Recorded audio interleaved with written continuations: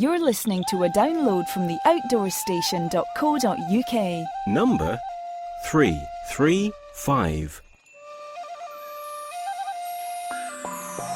Hello everybody and welcome back to the Outdoor Station and the second and final part of the travel podcast to Cambodia. We join Beth and Claire once again as they head away from Siem Reap and start to come to the end of their 3-week independent backpacking on a shoestring trip to the exotic east. As you'll hear, this involves lots of public transport, which leaves plenty of time to talk to locals and other travellers about their life and experiences and general thoughts on Cambodia.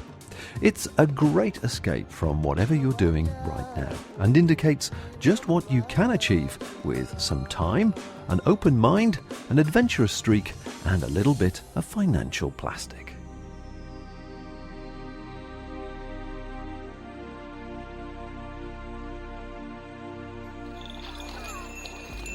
Claire and I really enjoyed our time in Siem Reap, but it was time to move on.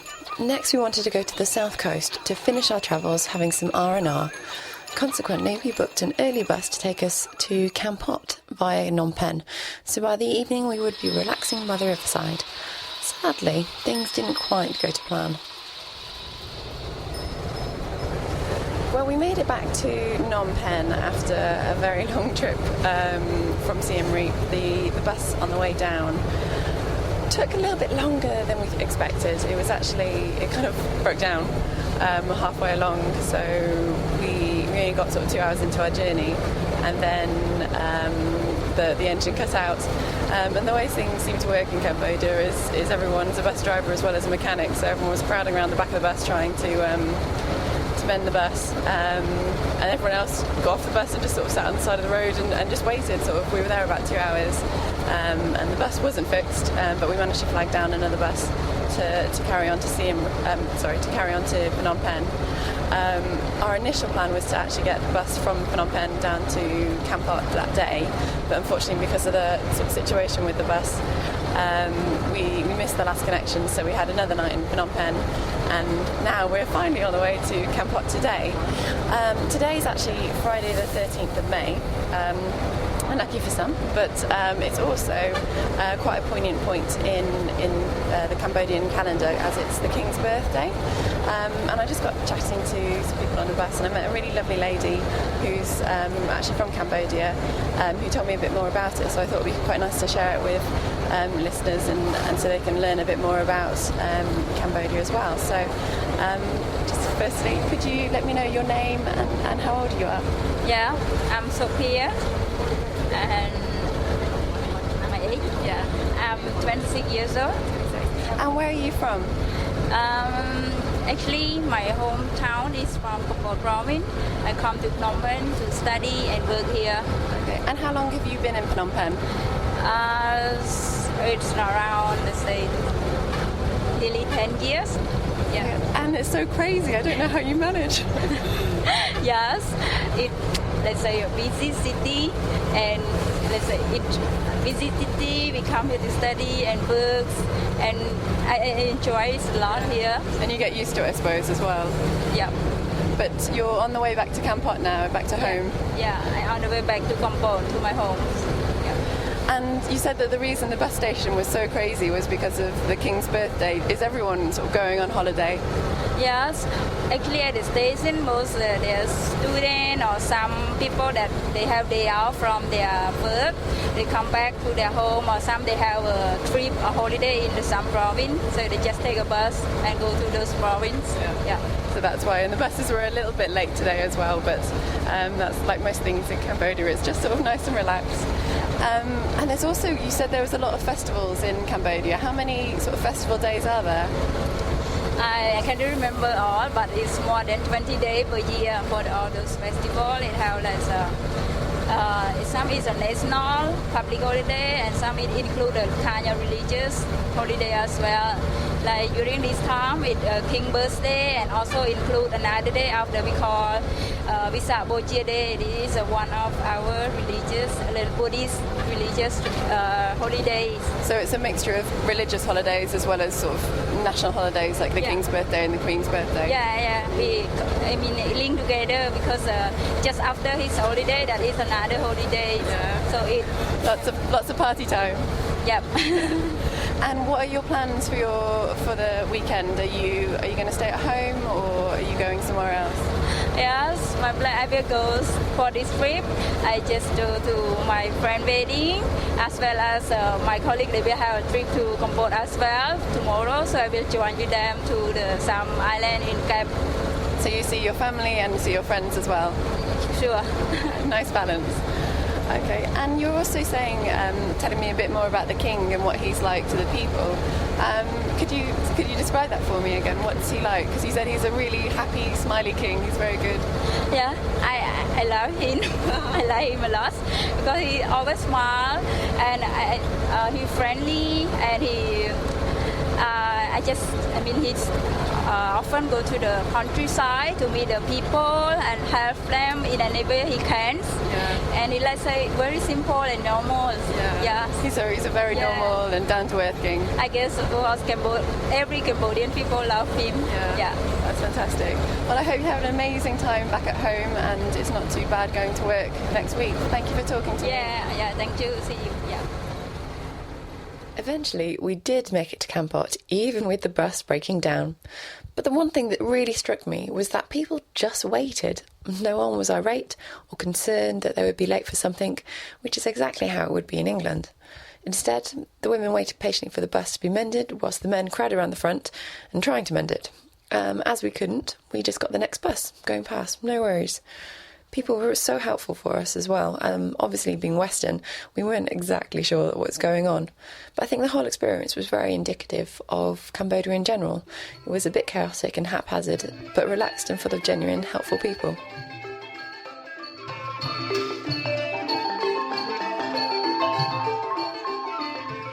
We've been in Kampot now for the last few days and it's actually one of our last stops, unfortunately, on our trip, so it's really sad everything's coming to an end. But the next place we're heading off to is Kep, but we'll tell you a bit more about that later on. So our time in Kampot has been pretty chilled so far. The people here are lovely, aren't they? Really nice people and really helpful. Like most places in Cambodia, you don't feel pressured, but people are always willing to help you and smile at you to greet you as well. And it's so much more, well, obviously, compared to Phnom Penh, where everything's just manic and you get people sort of asking to, like, tuk-tuk or trying to sort of sell you things. Here's a lot more, you go into the shop and you kind of barter like you normally would do at home, and they approach you only when you approach them, which is quite refreshing, whereas in Phnom Penh it's all a bit manic and everyone's trying to grab you to buy something. But we did do a tour here actually, which was really worthwhile. We went with a place called Buffalo Tours, which is actually next to the guest house we stayed at, which is it's either called Nini or New York Guest House, which is also opposite Blissful Guest House and Magic Sponge, which are two sort of popular hangouts, because there definitely seems quite a big expat community here, doesn't there? Yeah, we've been to quite a few places where there are restaurants and things that are run by English people or Australians, and seems to be quite a thriving community here with people that really do adore Kampot and want to stay here. And the National Park tour that we did yesterday, we were really, really lucky because we're here over the King's birthday, which is a national holiday in Cambodia. And normally, as far as we know, Bokor National Park has been closed due to reconstruction of the casino that they're doing on top of the mountain. But because it was a national holiday, it was actually open. So we managed to do the tour up there with the Buffalo Tours, and it was amazing. It was basically built by the French initially to escape the heat really and the humidity down in the valleys, and on top of the mountain was it's kind of a plateau where they actually built sort of a church, which was a Catholic church, and a hotel and casino, which even now, which is sort of all burnt out and things, it's quite an amazing structure. So we sort of had a tour around there. They're also rebuilding at the moment a new casino, which is really interesting. We were talking to the tour guide about kind of the Cambodians' view of the rebuild, It's an amazing structure, and the guy that we had was showing us some plans, which are just huge, and it's a 15-year plan, so it really is sort of huge, the scale of this new place. And they're going to have a 5-star hotel and this massive casino and sort of guest houses and things sort of dotted around. And, you know, our guide was really sort of enthused about the work, firstly, the 15 years that could bring to the immediate community in Kampot, but also, obviously, I think the thing that kind of shook quite a lot of us in the tour group was the kind of the short-term view of how the structure is going to impact on them. We actually met a couple of Australians. Yeah, there were a lot of Australians on our tour, and they had a lot of views. And certainly as outsiders, we do come in and think that this national park is so wonderful, and we can see how building a resort of that scale could really impact on the beauty of the national park. And then on the flip side, you know, who are we to come in and say that they don't have a right to do that? So it's quite an interesting thing to go and see, because it sets off all sorts of thoughts and discussions with the people that you're with. And obviously, you know, Cambodian people here may have different views as well, but our guide was certainly very excited by the prospect of the immediate work in the short term, and then the prospects for the whole community in the long term of what this resort can bring.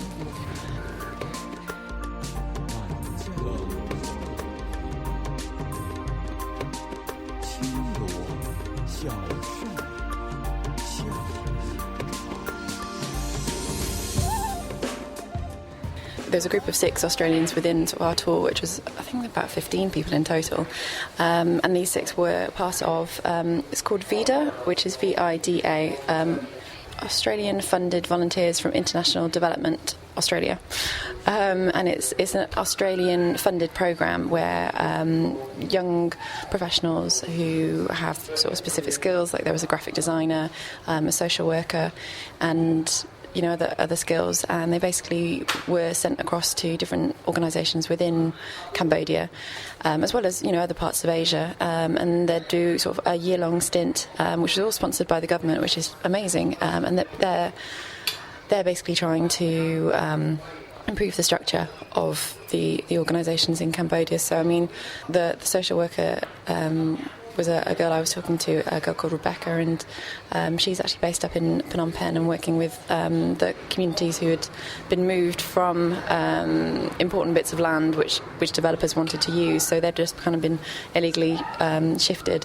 So she was working to rehouse them. So, I mean, her point of view of the structure was very much that, you know, what's the point of building something that the locals can't use, which I think was quite an interesting point, that although, you know, there's going to be a fair amount of work for the local community building it, and then once it's built, sort of maintaining it, but they're not actually going to have access to it. So, yeah, we did have some really interesting discussions whilst we were there. And, I mean, the national park itself was absolutely stunning. It was, you know, a huge amount of green, and it does take quite a while. We sort of wound all around the mountain. I think it's about 1,300 metres above sea level, so it was quite high.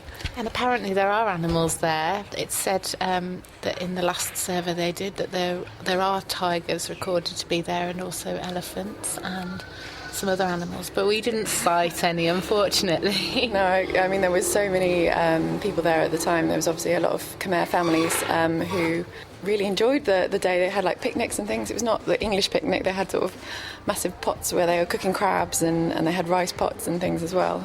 So it was an interesting looking picnic.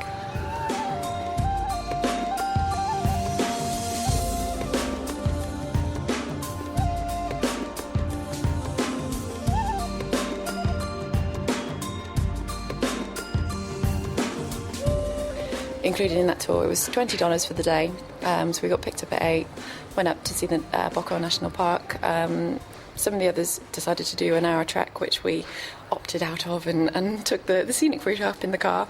And then after sort of having a wander around, we had lunch. We also went to see the waterfall after lunch, which was absolutely stunning, which really surprised me because I was expecting sort of a trickle because it's just coming to the end of the dry season. But actually it was really stunning, and it was a bit of a scramble getting down there, but it was quite nice just to cool off and sort of sit in the shade and just get sort of hit by the spray.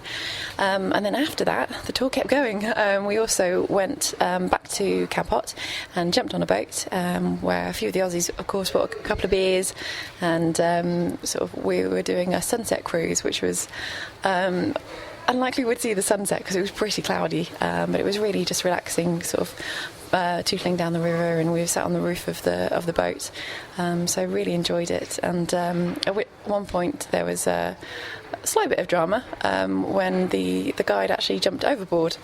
We were just travelling peacefully down the river, just enjoying ourselves, sat on the roof of the boat, chilling out, and one of us looked behind and saw that he looked a bit troubled, a bit concerned. Something wasn't right with the engine. I don't know if something was caught, but he did start to strip off and launched himself into the water to fix the problem. It was a bit of a hair-raising moment, but all was resolved, and we were able to continue back down the river. And then we got back onto dry land and had some food and sort of just had a really chilled out evening. So it was really lovely few days, and it was nice sort of seeing a bit more of the national park and doing a tour whilst we were here. But now we've just booked a tuk-tuk. A really friendly driver is taking us to Kep for $8, which is pretty reasonable. So we're just going to hopefully find a nice relaxed hotel or hostel with a swimming pool. Because we've heard that the Kep beach is not so nice. It's all right, but we quite want to spend we've got about 3 days left, and kind of want to spend it relaxing by the pool and having a good read of the book. So hopefully we'll be able to do that, and then afterwards we'll head back up to Phnom Penh. You're listening to the award-winning UK Business Podcaster of the Year. This is the Outdoor Station. It's 4 o'clock in the afternoon, and we've had a very hard day, lay out on the beach, enjoying the sun and the sea, and just relaxing. We've just been on Rabbit Island for just over a day now, and it's absolutely stunning. It's really relaxed. It's really rustic, but that's been part of the charm. It's literally 25 minutes from Kep, and return ferry will cost you $9, so it is really reasonable. And the accommodation here again is about $5, so again very reasonable, and it's the best place to go for an island getaway if that's what you're sort of interested in, which by this point in our trip we definitely are. And myself and Claire were lucky to meet some really cool people last night. We had a couple of drinks at the hostel, went out for some crab in Kep, which you have to do. And there we met Nicola, who's been travelling in Southeast Asia for around 5 months now, isn't it? India as well. So she's been travelling for quite a while, so I thought it'd be good to have a chat with her and see what her experience has been so far. So obviously I've already said your name is Nicola. Whereabouts are you from in the UK? I'm originally from Kent, but I live in London now. And you've been there for sort of working there for the last couple of years, or? What, in London? Yeah. Probably about 10 years. Okay. And so what led you to Asia? Because obviously, a long stint like you're doing is quite a while and quite a commitment. Sort of what inspired it? Boredom at work.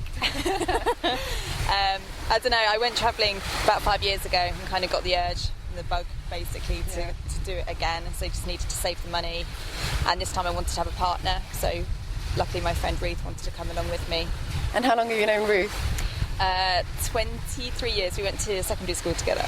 And how has it been sort of travelling together for that length of time? Has it been fine or so far? Are you sort of stuck together the whole way or split off at times? We have split off a few times to do things that we wanted to do separately, and I think that's been fine. That's worked out quite well. Yeah.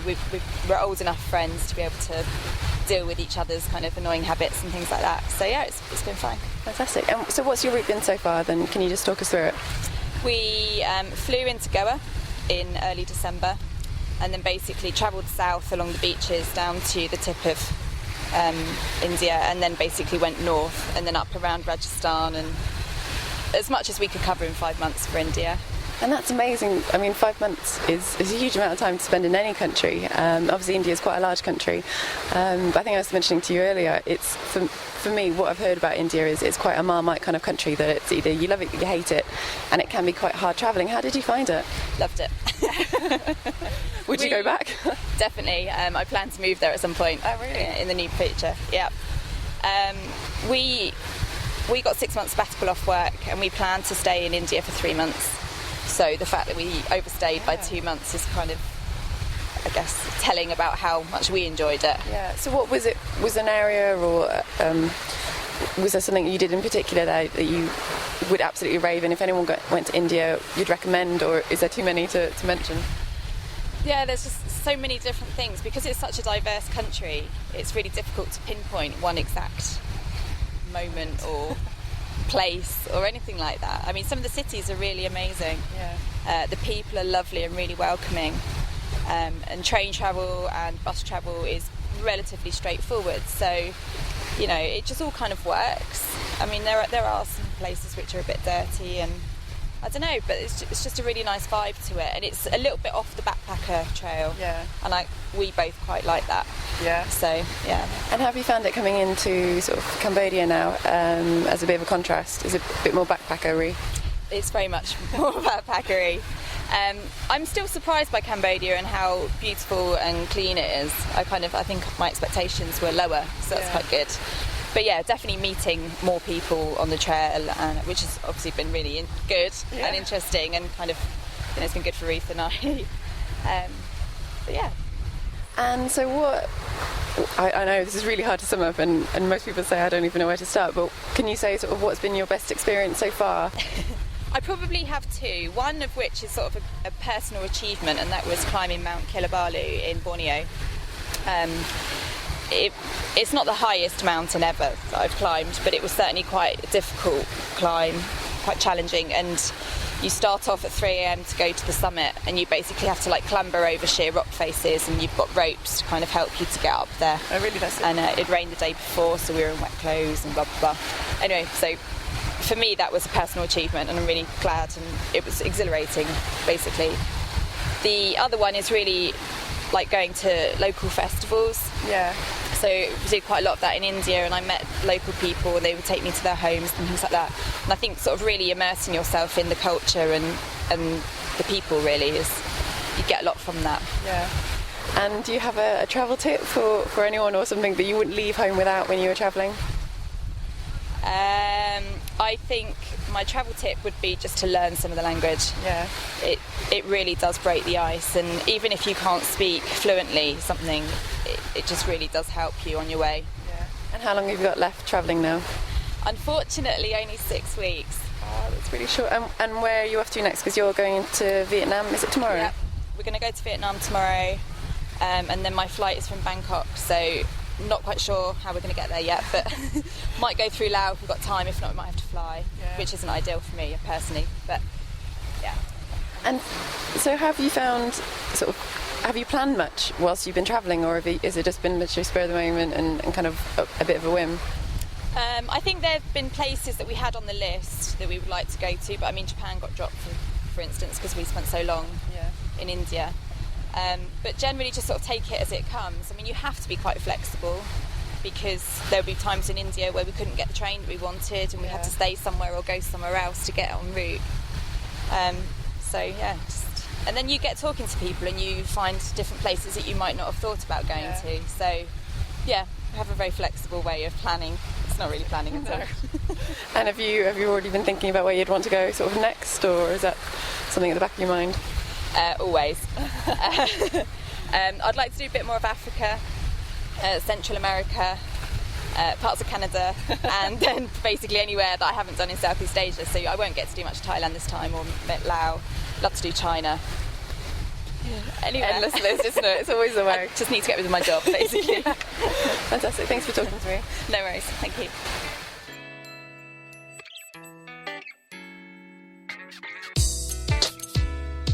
You're listening to the outdoorstation.co.uk.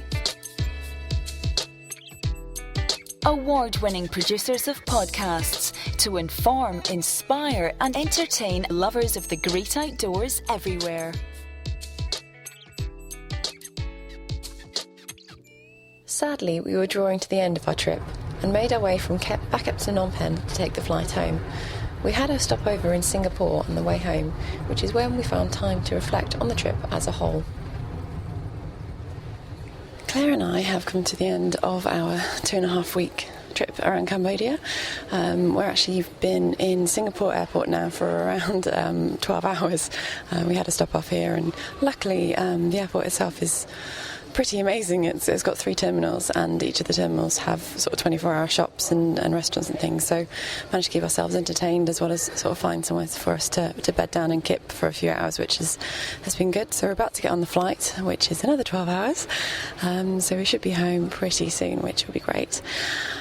Just to go through what we've been up to in the last couple of days, we kind of did, the way we planned our trip was that we did most of the travelling and kind of the hard graft, so to speak, in the first few weeks, and then the last sort of 3-4 days we're going to be relaxing and spending a lot more beach time and trying to get a tan, which we slightly did, but being the English people that we are, still a little bit white.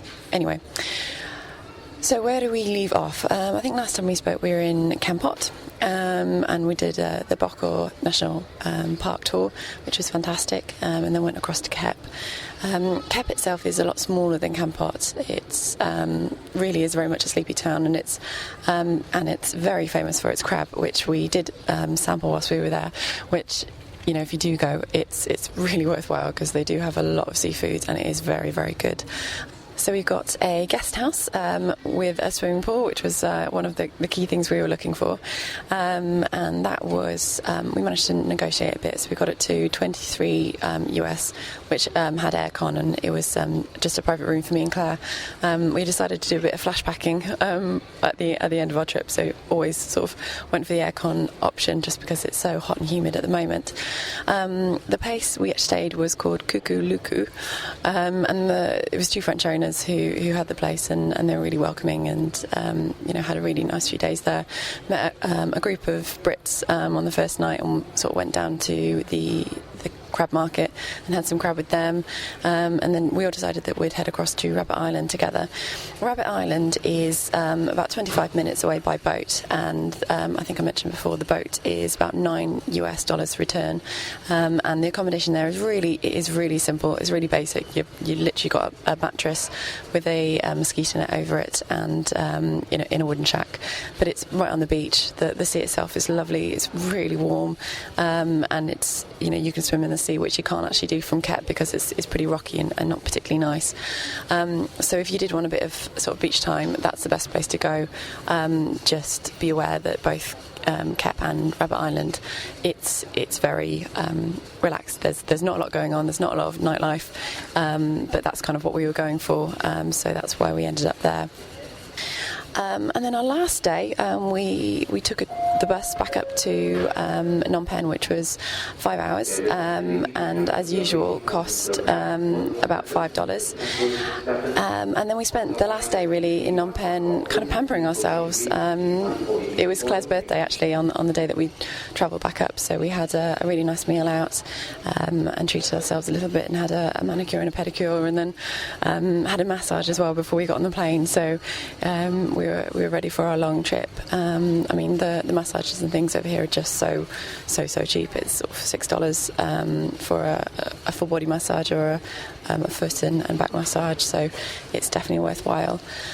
Overall, I've really enjoyed the trip to Cambodia. It's such a fantastic country, and the people here are so genuine, so warm, and really do want to help you, and they're really smiley. I mean, as soon as you start smiling at someone, they'll smile straight back at you, and you can easily start a conversation because they really want to practice their English. So really good. As always, it's always kind of too short. There's so much more you can see in a country, but 2.5 weeks is absolutely fine to do a bit of independent travel. We found it quite cost effective as well, sort of spending around £150 a week roughly. So it's not ridiculously cheap, but we have done quite a lot in that time, so we're pretty pleased with that as a cost. And I have to say, being in Asia, you do really want to come back again, because there's so much to do in the space of time, and you meet so many people doing sort of longer trips. It's really easy to move across from countries, so hopefully in the near future we'll be back here again.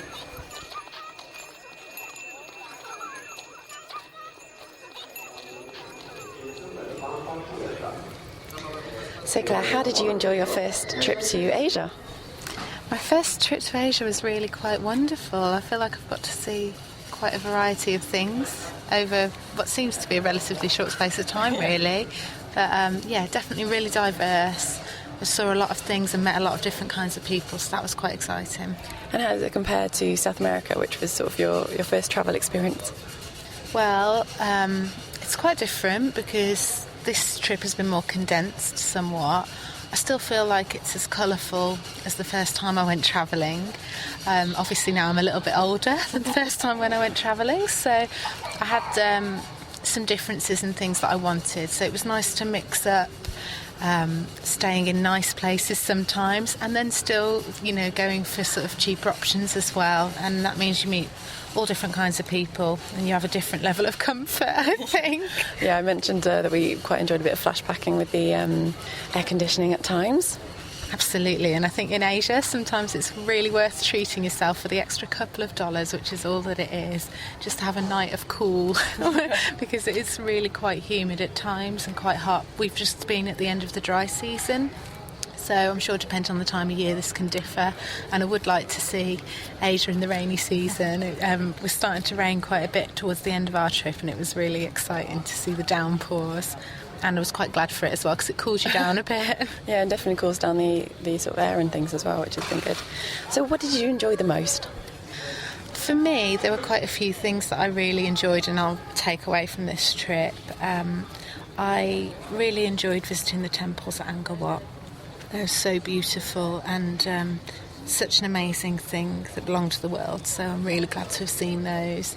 In terms of things that I'll take away news, I really enjoyed a cooking course that we went on in Siem Reap, and I think that's something that I'll go and share with friends and family now, is to go and try and practice some of my newfound culinary skills. Yeah, I have to say those were my favourite things as well. It was just Siem Reap itself was a really relaxed place to be, and we met some really fun people there, and I mean that's always going to sort of influence sort of your experience of the place. And we did actually mention that before. I think because you are doing a short trip, it really in some ways is quite dependent on sort of how much you interact with both Cambodian people as well as sort of other travellers, because it's often the people that make the place as much as what you see as well. So I think we were quite lucky with who we met and things. Yeah, absolutely. And also what benefited us was that we spent some time doing things independently, finding our own way about a place, walking or cycling or hiring a tuk-tuk, and then at other times, just on odd occasions, we signed up to do a tour or a course, and that meant that we could really sort of proactively meet people as well. And so any drawbacks, do you think? Anything that you sort of weren't so happy about here? There aren't really any drawbacks. I think that sometimes going to a completely new place, having to accept it as it is. For me, one of the things that I'm really sensitive to is smell.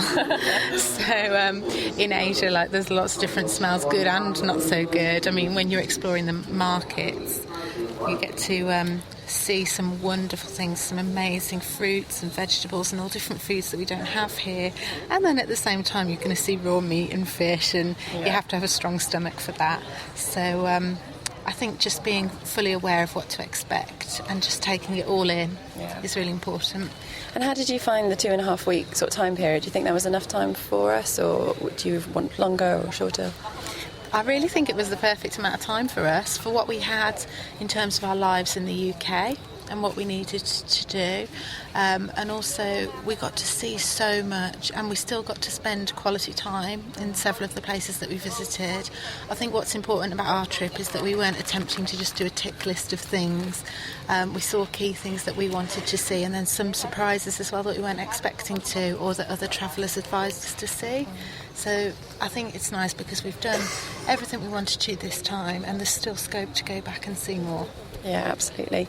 And any tips for travellers going to Cambodia, do you think? Certainly remember that when you are travelling on the road, whether it be in tuk-tuk, on bike or in taxi, maybe look to the side of the road instead of straight ahead, because you can give yourself a bit of a shock if you're not used to it. Actually, the Cambodian systems on the road work very well. It's just that as Westerners, it's extremely different to the sort of formalities that we're used to. So, that's definitely one.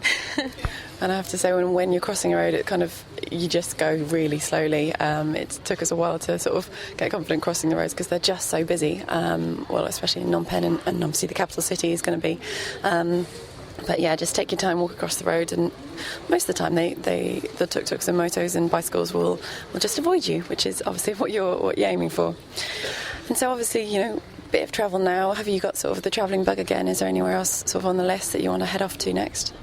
For me, I think there are definitely other places in Asia I'd like to see, maybe not in the near future. But the important thing about this trip is that it's given me food for thought. I wouldn't say that I've got a travelling bug in terms of an addiction and wanting to go more and more and more. I just think there's definitely room in my life for short, meaningful trips like this. I think that's what you sort of mentioned before, that we did pick and choose what we wanted to see, and obviously time was a constraint, so we wanted to make sure, although we had enough time to see everything, we also had some time to relax, because working full time when you're in the UK, you do need a respite. So I think we've got a good balance, which was really good. Thanks for coming with me. Thank you. Thank you.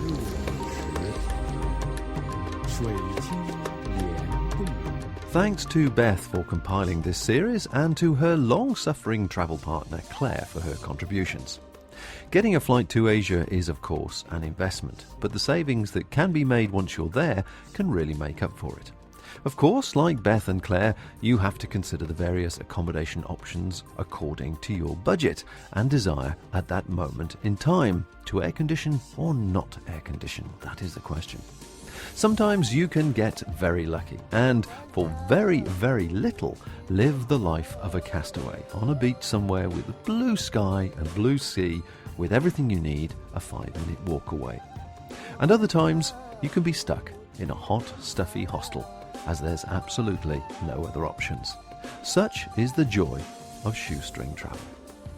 However, once you step away from organised holidays and pre-packed schedules, you really do get into the feel of the country and understand the place and the people so much more. Life is all about choices, and both Beth and Claire are more than happy they chose to go to Cambodia. So until next time, folks, just remember that everywhere is within walking distance if you have enough time. Bye for now.